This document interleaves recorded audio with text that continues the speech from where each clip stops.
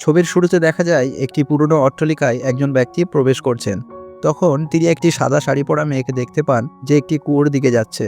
এটি দেখে তিনি ভয় পেয়ে যান এবং সেখান থেকে পালিয়ে যান।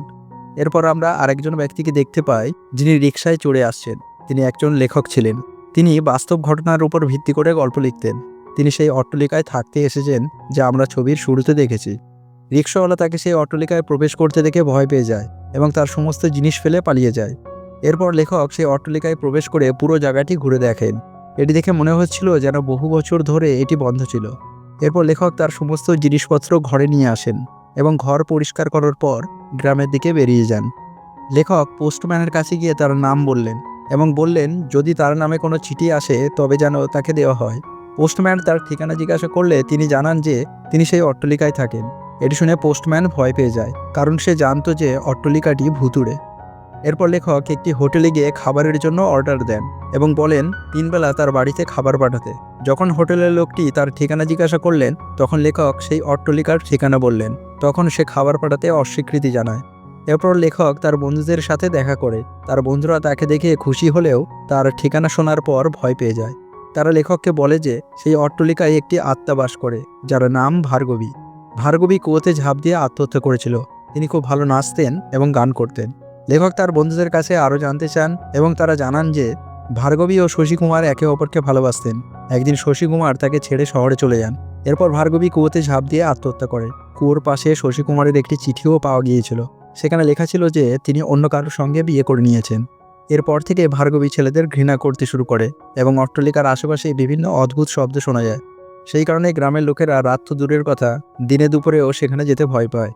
এটি শুনে লেখক তার বন্ধুদের আশ্বস্ত করেন যে তিনি ঠিক থাকবেন। এরপর তাদের কাছ থেকে ফিরে লেখক তার অট্টালিকায় ফিরে যান। তারপর লেখক পুরনো হাবেলির ভিতরে সেই কুয়োর পাশে গিয়ে দাঁড়ায় এবং তারপর সে ভার্গবীর আত্মার সাথে কথা বলে। সে নিজেকে নতুন ভাড়াটি হিসাবে পরিচয় করিয়ে দেয় এবং ভার্গবীর সাথে ঘটে যাওয়া ঘটনার জন্য দুঃখ প্রকাশ করে। সেই লেখক তাকে বলে যে সে একা এসেছে এবং থাকার জন্য তার আর কোনো জায়গা নেই, তাই তাকে বিরক্ত না করতে অনুরোধ করে এবং সেখানে শান্তিতে থাকতে দিতে বলে। এরপর লেখক গান চালিয়ে স্নান করতে শুরু করে। এ সময় ভার্গবীর আত্মা কুয়োর পাশে বসে থাকে এবং দৃশ্যটি দেখতে অনেক ভয়ানক লাগে। স্নানের পর লেখক হাবেলিতে ফিরে একটি ভালোবাসার গল্প লিখতে বসে। সেই ঘুমিয়ে পড়লে আমরা দেখতে পাই ভার্গবীর আত্মা তার ডায়েরি পড়ে এবং যাওয়ার সময় লণ্ঠনটির আলো কমিয়ে দেয়। পরের দিন লেখক একটি হোটেলে খেতে যায়। সেখানে সবাই তাকে অবাক হয়ে দেখে। তারা ভাবতে থাকে কিভাবে সে সারা রাত হাবেলিতে থাকতে পেরেছে। হোটেলের মালিক লেখকের কাছে জানতে চায় তার সাথে সেদিন রাতে কি ঘটেছিল। লেখক বলে যে সে শান্তিতে ঘুমিয়েছে। তখন হোটেলের মালিক জানায় যে লেখকই প্রথম ব্যক্তি যে হাবেলিতে একটি রাত কাটাতে পেরেছে। মালিক আরও জানায় যে আগের বছর এমএন সাহেব এবং তার বোন সেখানে থাকতে এসেছিল, কিন্তু এক রাতও থাকতে পারেনি। লেখক তখন এমএন সাহেব সম্পর্কে জানতে চাইলেন। মালিক বললেন যে তিনি গ্রামে খুব বড় একজন ব্যক্তি এবং গ্রামের লোকেরা তাকে দেবতার মতো সম্মান করে। বহু বছর আগে এমএন সাহেবের বিয়ে ভার্গবীর সাথে ঠিক হয়েছিল, কিন্তু বিয়ের আগেই ভার্গবী কুয়োয় ঝাঁপ দিয়ে আত্মহত্যা করে। লেখক হাবেলিতে ফিরে তার ডায়েরি লিখতে থাকে। তখন সে বাড়ির পিছনে থেকে কিছু শব্দ শুনতে পায়। শব্দ অনুসরণ করে সে দেখতে পায় একটি বাক্স। ঘরে ঢুকে সে জানতে পারে যে এটি ভার্গবীর ঘর। বাক্সটি খুলে সে ভার্গবীর একটি সুন্দর ছবি দেখতে পায়। এরপর সে বসে ভার্গবী সম্পর্কে লেখা শুরু করে, যা সে গ্রামবাসীদের কাছ থেকে শুনেছিল। সেই রাতে যখন লেখক হাবেলিতে ঘুমিয়েছিল, একজন অজানা ব্যক্তি হাবেলিতে প্রবেশ করে। বজ্রপাতের সময় সেই ব্যক্তি ভার্গবীর আত্মাকে দেখে। এতে সে ভয় পেয়ে চিৎকার করে এবং অজ্ঞান হয়ে যায়। ওই ব্যক্তির চিৎকার শুনে লেখকের ঘুম ভেঙে যায় এবং সে গিয়ে সেই লোকটিকে জাগিয়ে তোলে। পরে তাকে নিজের ঘরে নিয়ে আসে এবং জিজ্ঞাসা করে, তুমি কে আর এখানে কি করছো? সেই লোকটি বলে, আমার নাম পারিকান্নি, আমি এখানে কাজ খুঁজতে এসেছি। এরপর সে বলে যে যখন আমি বাড়িতে ঢুকছিলাম তখন এক মহিলা আমার উপর চড়ে বসে আমার গলা টিপতে শুরু করে। পারিকান্নি মনে করে যে সেই মহিলা লেখকের স্ত্রী, কিন্তু এটা শুনে লেখক বুঝতে পারে যে পারিকান্নি ভূতাত্মা ভার্গবীর কথা বলছে। এরপর লেখক তাকে কাজ দেয়, কিন্তু তাকে বলে না যে বাড়িতে একটি আত্মা আছে। পরে লেখক ভার্গবীর আত্মার কাছে গিয়ে বলে, পারিকান্নি খুব গরিব, ওকে এখানে থাকতে দাও। পরবর্তী রাতে লেখক গ্রামের হোটেল থেকে খাবার নিয়ে যায়। পারিকান্নি তখন বাইরে বসেছিল। হঠাৎ এক কালো বিড়াল এসে তাকে দেখতে থাকে। বিড়ালটি আসলে ভার্গবীর আত্মাই ছিল, যদিও সে কিছু বলে না এবং চলে যায়। পরের দিন পারিকান্নি লেখকের বন্ধুদের কাছে যায় এবং জানায় মালিক একটি দড়ি চেয়েছেন। তিনি একটি চিঠিও দিয়েছেন যাতে লেখা আছে কুয়ো ঠিক করার জন্য দড়ি দরকার, দড়ি পাঠিয়ে দাও। এরপর বন্ধুরা তাকে দড়ি দিয়ে দেয়। পরে লেখক পারিকান্নিকে বলে যে তাকে কুয়ো পরিষ্কার করতে হবে। লেখক নিজেই কুয়োয় নেমে যায় এবং পারিকান্নিকে দড়ি ধরে রাখতে বলে। কিন্তু হঠাৎ করে পারিকান্নির হাঁচি আসে এবং তার হাত থেকে দড়ি ছুটে যায়। লেখক কুয়োয় পড়ে যায়। এটা দেখে পারিকান্নি ভয়ে লেখকের বন্ধুদের কাছে গিয়ে জানায় লেখক কুয়োয় পড়ে মারা গেছে। আমি মালকিনকে অনেক ডাকলাম, কিন্তু তাকে কোথাও দেখতে পেলাম না। এটা শুনে এক বন্ধু জিজ্ঞাসা করে, তুমি কোন মালকিনের কথা বলছো? পারিকান্নি জানায় যে তিনি লেখকের স্ত্রীর কথা বলছেন। বন্ধু ভয়ে বলে সে লেখকের স্ত্রী নয়, বরং ভার্গবীর আত্মা। সে কুয়োয় পড়ে মারা গিয়েছিল। এটা শুনে পারিকান্নির ভীষণ ভয় লাগে এবং সে অজ্ঞান হয়ে যায়। জ্ঞান ফেরার পর সে দেখে লেখক তার সামনে দাঁড়িয়ে আছেন। তখন লেখক জানায়, যখন আমি কুয়োয় পড়ে ডুবে যাচ্ছিলাম, হঠাৎ অনুভব করলাম কেউ আমাকে উপরে তুলছে। আমার পুরোপুরি জ্ঞান ফিরলে দেখি আমি কুয়োর বাইরে। এটা শুনে পারিকান্নি বলে, এখন আমি আর এই বাড়িতে থাকবো না, হাভেলিতে আর কখনো যাব না। এরপর লেখক সেই হাভেলিতে ফিরে আসেন এবং ভার্গবীর গল্প লিখতে শুরু করেন। কিন্তু তিনি বুঝতে পারছিলেন না আসলে ভার্গবীর সঙ্গে ঠিক কী ঘটেছিল। একদিন সন্ধ্যায় লেখক বসেছিলেন, হঠাৎ তিনি আচ্ছন্ন হয়ে সমুদ্রের দিকে হাঁটতে শুরু করেন। ঠিক তখনই তিনি দূরে ভার্গবীর আত্মাকে দেখতে পান, যে তাকে সমুদ্রের দিকে যেতে বাধা দেয়। এই দৃশ্য দেখে লেখক অবাক হয়ে যায়। এরপর লেখক হাভেলিতে ফিরে এসে ভার্গবীর ছবি দেখেন এবং বুঝতে পারেন যে তিনি যাকে দেখেছেন সেটি ভার্গবীর আত্মাই ছিল। ঠিক সেই সময় হঠাৎ করে বাতাস খুব জোরে বইতে শুরু করে। লেখক জানালার বাইরে তাকিয়ে দেখেন এবং হতবাক হয়ে যান, কারণ ভার্গবীর আত্মা বাইরের দোলনায় দোল খাচ্ছে। এই দৃশ্য দেখে লেখক আতঙ্কিত হয়ে পড়েন। এর কিছুক্ষণ পর লেখক তার ঘরে ফিরে আসেন এবং দেখেন কিছু পাতা পুড়ে গেছে। তিনি তার লিখিত পৃষ্ঠাগুলো পরীক্ষা করেন এবং বুঝতে পারেন যে ভার্গবী চান না তার সম্পর্কে মিথ্যা লেখা হোক। এরপর লেখক একটি চিঠি এবং সংবাদপত্রের একটি পৃষ্ঠা দেখতে পান, যা ভার্গবীর বাক্স থেকে পাওয়া গিয়েছিল। তাতে এক ব্যক্তির কথা উল্লেখ ছিল, যিনি ট্রেনে মারা গিয়েছিলেন। তার বয়স ছিল ৩৫ বছর এবং তার দেহ থেকে গঙ্গার ঘাটের বালি পাওয়া গিয়েছিল। তবে ওই ব্যক্তির নাম কোথাও উল্লেখ করা ছিল না। এই সব দেখে লেখকের সন্দেহ হয় যে এই খবরটি হয়তো ভার্গবীর গল্পের সঙ্গে সম্পর্কিত। পরে তিনি সেই চিঠি দেখতে পান, যা নানকুন নামে এক ব্যক্তি ভার্গবীকে লিখেছিলেন। পরের দিন লেখক তার বন্ধুদের সাথে দেখা করেন এবং নানকুন সম্পর্কে জানতে পারেন। তার এক বন্ধু জানান নানকুন খুবই নীচ প্রকৃতির মানুষ ছিল। এছাড়া লেখকের বন্ধু ভার্গবীর ২ বান্ধবীর কথাও জানান।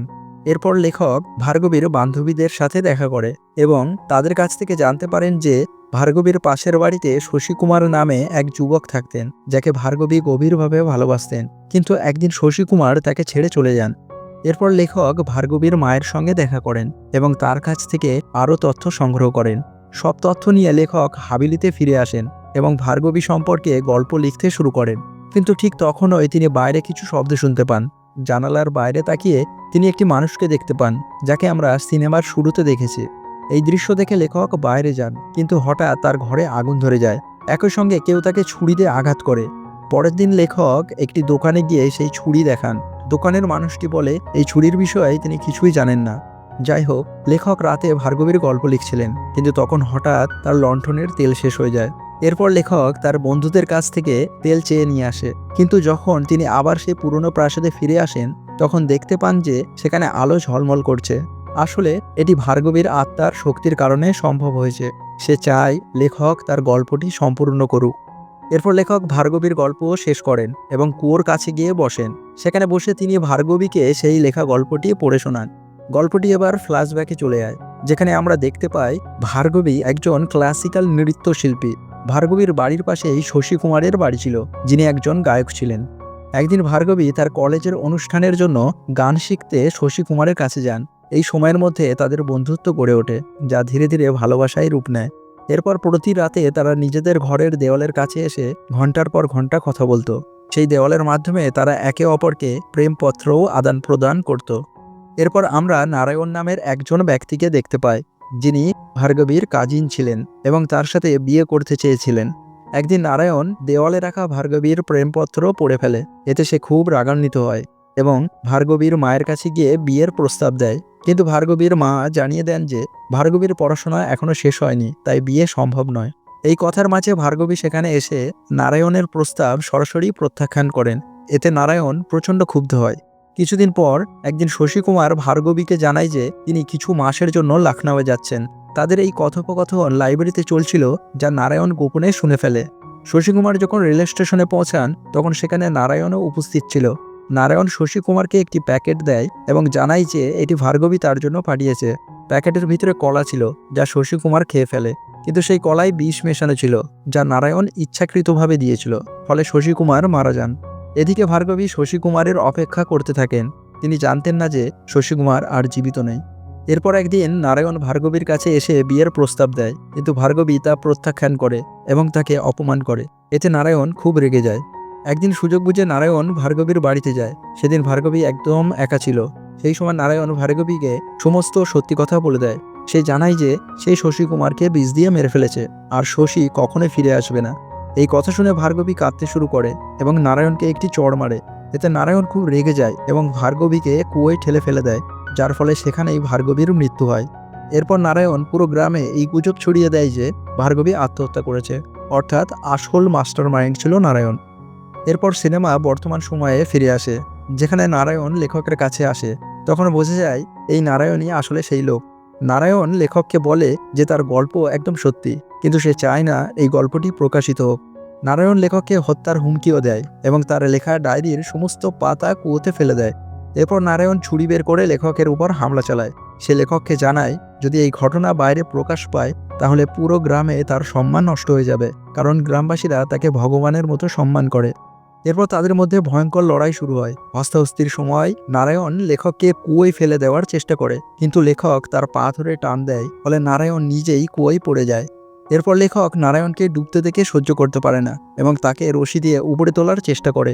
কিন্তু ঠিক তখনই ভার্গবীর আত্মা কুয়োতে এসে নারায়ণের পা ধরে টেনে নিচে নিয়ে চলে যায়। ফলে নারায়ণ জলে ডুবে মারা যায়, অর্থাৎ ভার্গবী নিজের প্রতিশোধ নিয়ে নেয়। এরপর লেখক দেখতে পায় যে কুয়োর ভিতর থেকে একটি আলো বের হচ্ছে, যা তার ডায়েরির ভেজা পৃষ্ঠগুলোকে উপরে এনে দেয়। এরপর সেই আলো আকাশে উড়ে মুক্ত হয়ে যায়, অর্থাৎ ভার্গবীর আত্মাও মুক্তি পেয়ে যায়। আর এখানেই সিনেমার গল্পটি শেষ হয়।